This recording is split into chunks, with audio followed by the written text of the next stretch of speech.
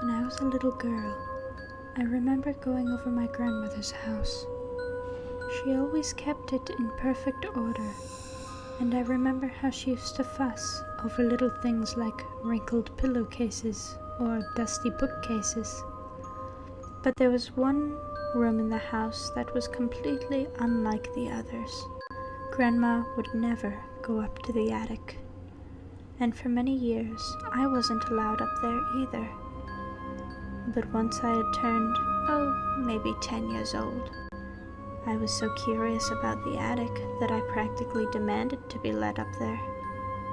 She seemed amused by my curiosity and unlocked the door for me, but under one condition. There was a box in the corner of the room. I would know it when I saw it. Her condition was, I can explore all I want, but do not touch the box. This I agreed to, and I crept up the dust-covered creaking stairs into the dim, musty attic. There were boxes and crates everywhere, but instantly I knew the one she had meant. A black leather box, like a magician would keep his props in, or one you would see in an old antique shop under a pile of shoes or toys. Yes, that was it. A toy box. That had to be what it was, or at least what it had once been.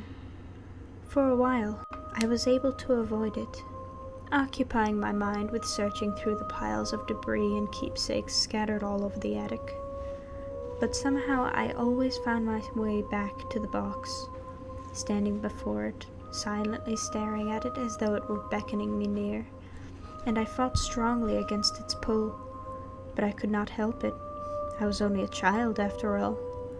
I dropped to my knees in front of it and clawed at the old rusty hinges until they popped open. The lid was heavy, but I was able to lift it with both of my arms.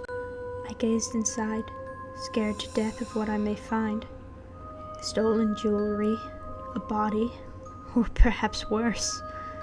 My curious mind imagined countless images of what could be in the box.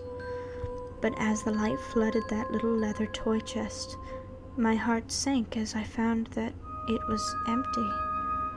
I couldn't understand why my grandmother had been so protective of this empty box. Not until I felt a hard shove from behind, and I stumbled into the box, and the rusty hinges clicked shut, and the box was empty no more.